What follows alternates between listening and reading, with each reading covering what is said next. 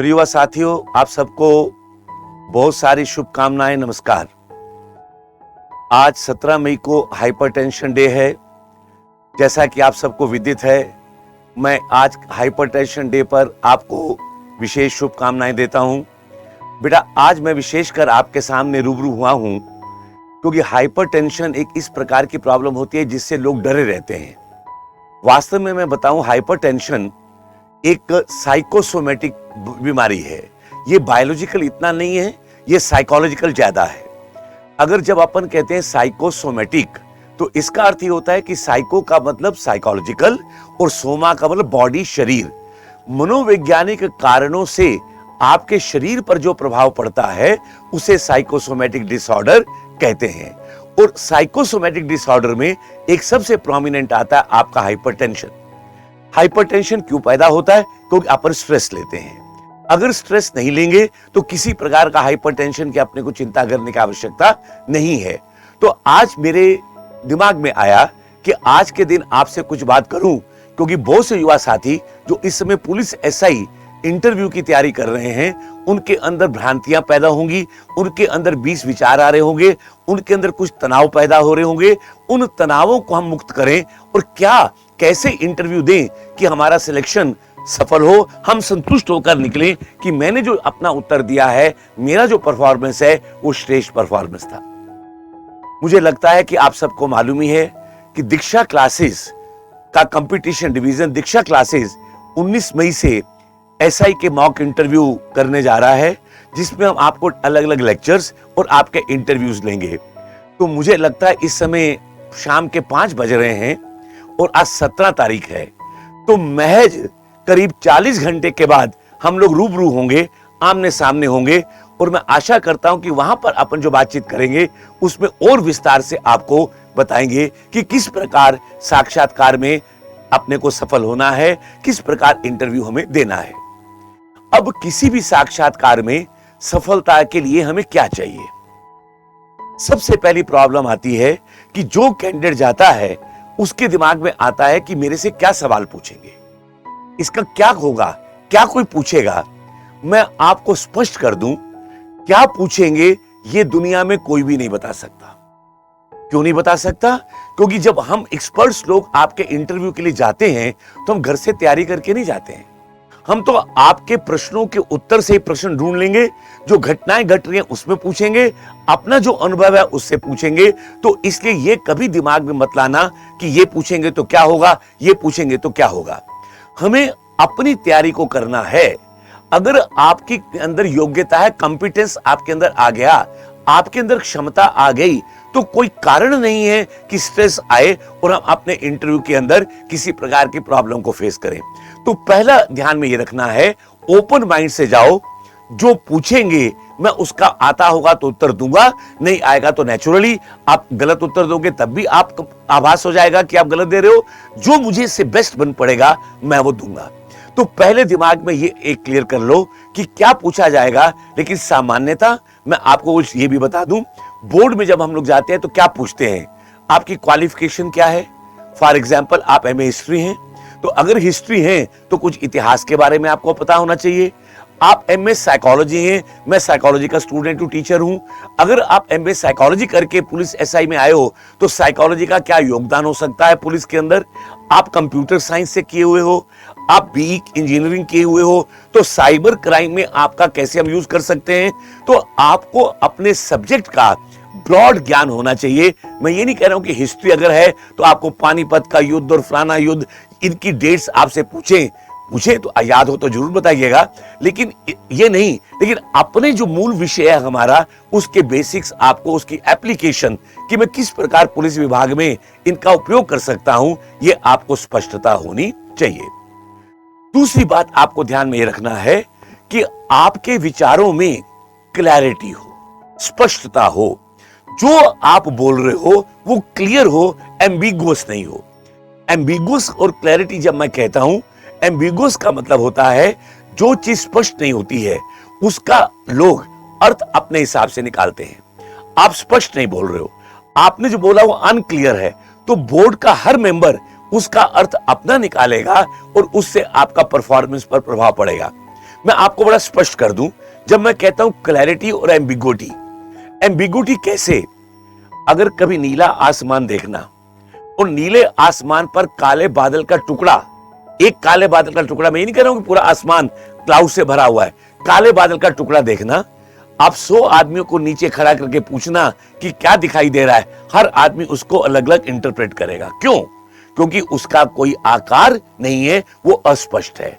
इसी प्रकार हमारे जो आंसर होने चाहिए वो बिल्कुल clear, crystal clear, like water, जैसे अपन डिस्टिल वाटर की बात करते हैं, वह क्लियर होंगे तो जो भी आपका उत्तर होगा एक्सपर्ट उसको पिकअप करेंगे और उसको फिर आगे बढ़ाएंगे। तो आपको क्लैरिटी ध्यान में रखना होगा। एक चीज आपको और आगे ध्यान रखनी पड़ेगी कि आपकी पर्सनैलिटी में कंट्राडिक्शन नहीं होनी चाहिए, विरोधाभास नहीं होनी चाहिए। एक प्रश्न के उत्तर में आपने एक बात कही, 5 मिनट के बाद दूसरा एक्सपर्ट या वही एक्सपर्ट उसी क्वेश्चन को घुमाकर दूसरे शब्दों में पूछता है तो अपना उत्तर बदल जाता है। अपन कहते हैं हम नियमों का पालन करेंगे, फिर दूसरे उत्तर में कहते हैं कि सर हम स्थितियों के अनुकूल करेंगे। ये कंट्राडिक्शन है।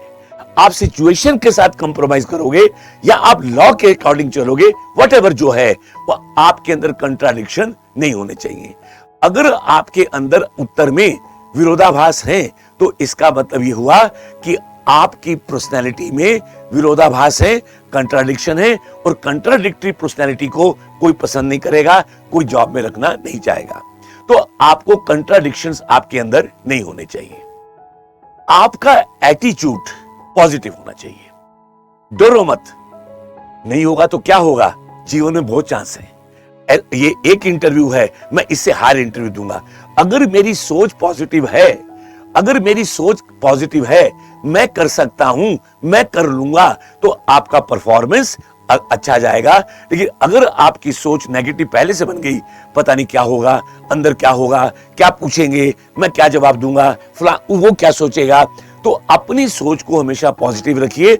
जिसकी सोच पॉजिटिव होती है वो हमेशा आगे बढ़ता है। जब मैं पॉजिटिव सोच की बात करता हूं तो मैं आपको एक छोटी सी बात बताऊं, हम लोग 19 को मिलेंगे तो मैं विस्तार से इन बिंदुओं पर चर्चा करूंगा आपसे। पानी है, उस गिलास में आधा पानी भरा हुआ है। जो पॉजिटिव सोच वाला है वो कहेगा इस गिलास में आधा पानी है, ये गिलास आधा पानी से भरा हुआ है, और नेगेटिव वाला कहेगा ये आधा खाली है। गिलास तो वही है, एक को भरा हुआ दिखा और एक को खाली दिखा।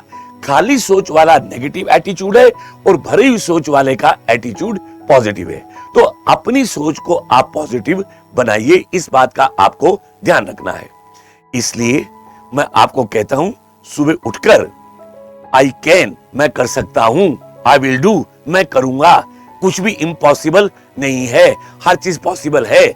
इसलिए इस एटीट्यूड के साथ आपको इंटरव्यू में आना चाहिए। लैंग्वेज, इंटरव्यू के अंदर आपकी लैंग्वेज बहुत इंपॉर्टेंट रोल प्ले करती है। कभी कभी यह देखा गया कि हम सवाल पूछते हैं हिंदी में, लेकिन शायद हमारी मानसिकता अभी भी गुलामी की है। हम सोचते हैं कि हम अंग्रेजों ने हमारे पर राज किया, अगर हम अंग्रेजी में उत्तर देंगे तो इंप्रेशन अच्छा पड़ेगा। मैं आपको अंग्रेजी बोलने को कह ही नहीं रहा हूं, मैं सवाल पूछ रहा हूं हिंदी में। अगर अंग्रेजी बोलना है या कोई भी भाषा बोलनी है, आप तब बोलिए अगर आपको उस पर कमांड है।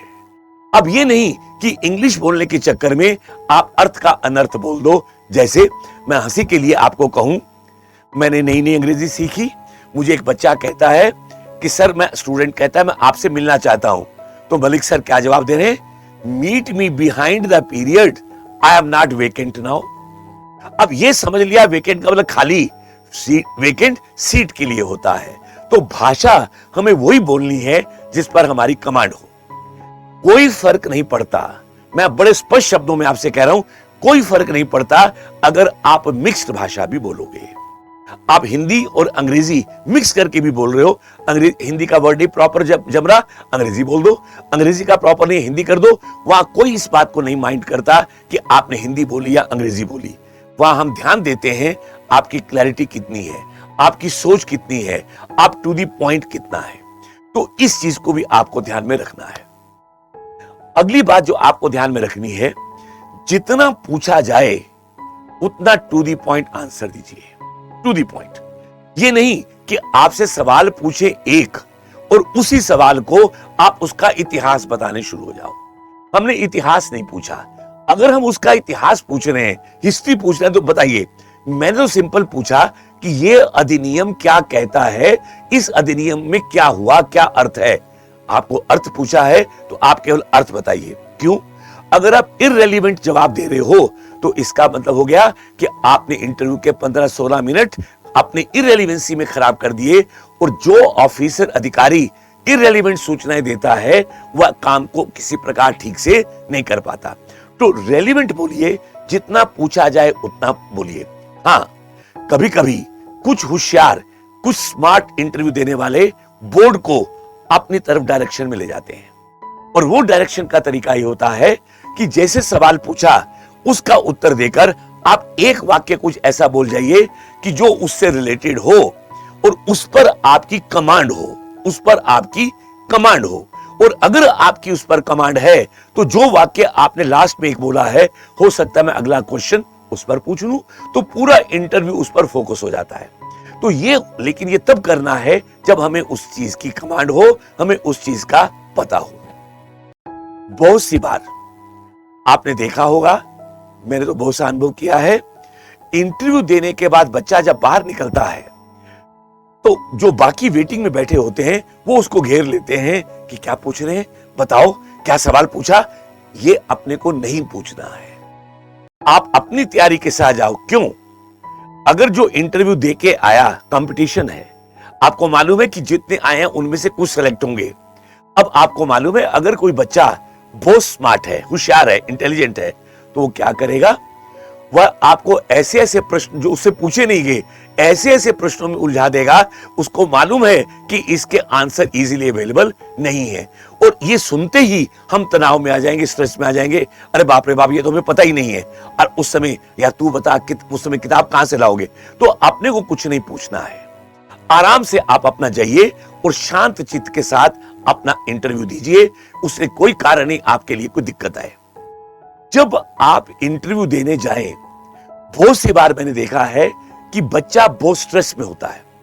स्ट्रेस होना स्वाभाविक है, इंटरव्यू है, जॉब का सवाल है, थोड़ी बहुत स्ट्रेस होगा, और थोड़ी स्ट्रेस होनी भी चाहिए। अगर ऑप्टिमल स्ट्रेस नहीं है तो मैं परफॉर्मेंस कर ही नहीं पाऊंगा। मैं बॉडी स्ट्रेस की बात कर रहा हूं।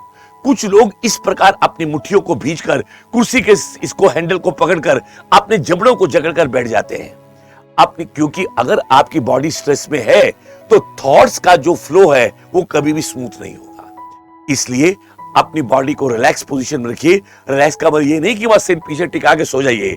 आप आराम से बैठिए, अपनी बॉडी को ढीला जोड़िए और उनके साथ अपने प्रश्नों का उत्तर देते जाइए। इसलिए जो आपका इंटरव्यू है इसमें स्ट्रेस है ही नहीं है।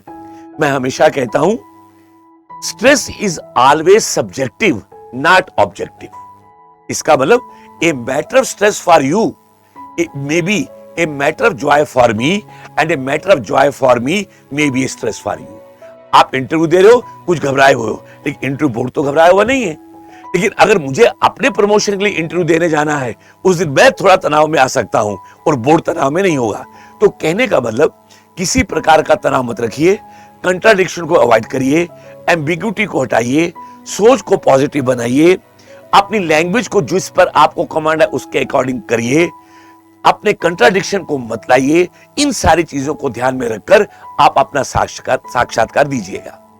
हाँ, कभी कभी आप हॉबीज लिखते हो। अब हॉबी वो लिख देते हो जो आपको आइडियल लगती है। अब आपको उस चीज का हॉबी है ही नहीं, पता ही नहीं है, और आपने केवल इसलिए लिख दिया कि इस पर हमारा इंप्रेशन अच्छा पड़ेगा। चीज वही लिखना जो रियलिटी होगी।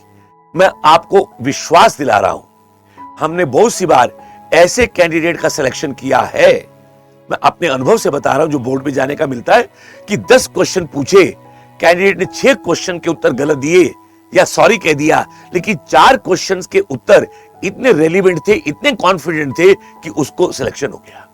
इसलिए नहीं कोई आया प्रश्न का उत्तर तो नर्वस होने की जरूरत नहीं है, अगला क्वेश्चन आने दो, नेक्स्ट आने दो। ऐसा कभी तो होगा जब हम उत्तर देंगे। इसलिए बिना घबराए स्ट्रेस लिए, क्योंकि स्ट्रेस जो है वो कोई हवा नहीं है, वो हमारे मन की सोच है। मन के हारे हार है, मन के जीते जीत। अगर मन हार गया, पहले से नेगेटिव हो गए, तब हमारा परफॉर्मेंस भी इफेक्टिव होगा। तो ये कुछ मूल मंत्र मैंने आपको बताए, अगर इनको ध्यान में रखकर आप इंटरव्यू में जाएंगे तो निश्चित रूप से सफलता मिलेगी। और विस्तार से हम 19 तारीख को आप सुबह 10 बजे जब आओगे मॉक इंटरव्यू के लिए, तो विस्तार से इन बिंदुओं पर हम लोग चर्चा करेंगे। इन्हीं के साथ मैं अपनी वाणी को विराम दूंगा। आपको अब पुनः बहुत सारी शुभकामनाएं। जय भारत, जय हिंद।